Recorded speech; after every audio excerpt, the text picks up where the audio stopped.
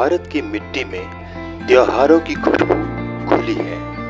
हर त्योहार अपनी एक कहानी कहता है, एक दुआ ले आता है। किसान अपनी मेहनत का उत्सव पोंगल में मनाते हैं। पत्नियां करवा चौथ में अपने पतियों की लंबी उम्र के लिए व्रत रखती हैं और माएं जितिया में अपने बच्चों की सलामती की प्रार्थना करती हैं।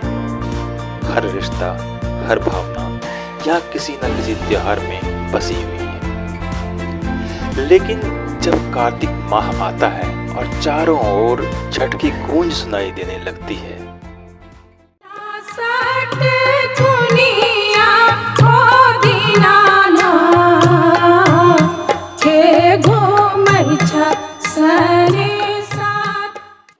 तब बिहार और नेपाल के मिथिला क्षेत्र में एक अनोखा उत्सव दस्तक देता है, सामा चकेवा।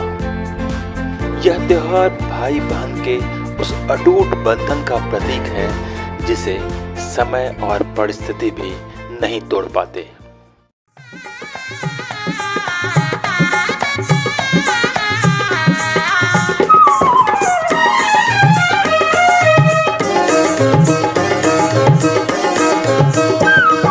सामा खेला चलली भौजी संग सहेली, सामा खेला चलली भौजी संग सहेली हो भैया जीवा हो जुग जुग जिया हो।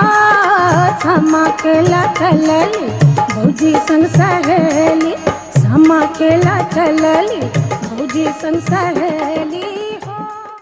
सामा चकेवा की कहानी महाभारत काल से जुड़ी हुई है। कहते हैं भगवान श्री कृष्ण की पुत्री सामा रूप और सरलता का अद्भुत संगम थी। लेकिन एक दिन स्वर्ग से आए एक देवता ने उनके सामने विवाह का प्रस्ताव रखा, जिसे सामा ने नम्रता से अस्वीकार कर दिया।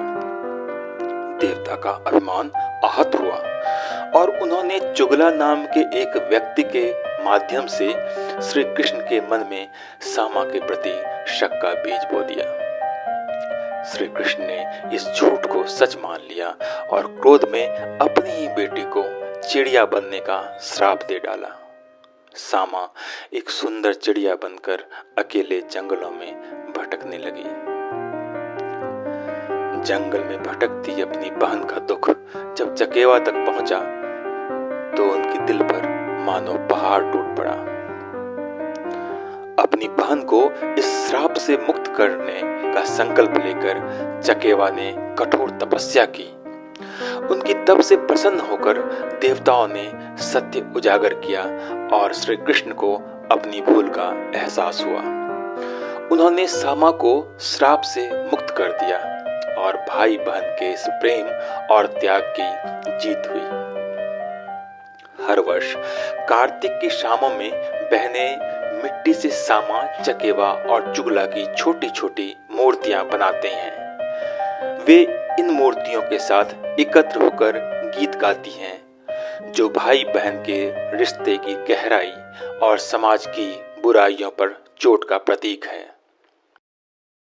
गाम के अधिकारी तो है बड़का भैया हो, गाम के अधिकारी तो है बड़का भैया हो, आहे बड़का भैया हो।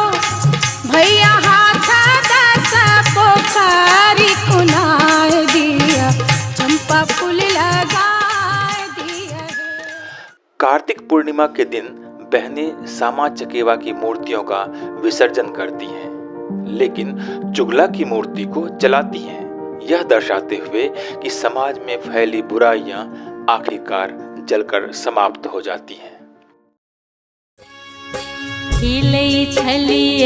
सखी संग सामा है चकेवा, सामा है चकेवा से हो सामा के आई छन बिदाई गे माई, से हो सामा के आई छन बिदाई गे माई। यह दृश्य केवल एक त्योहार का नहीं बल्कि रिश्तों की सच्चाई और समाज में सच्चाई की जीत का प्रतीक है। सामा चकेवा त्योहार हमें सिखाता है कि प्रेम, निष्ठा और समर्पण से कोई भी मुश्किल जीत सकते हैं।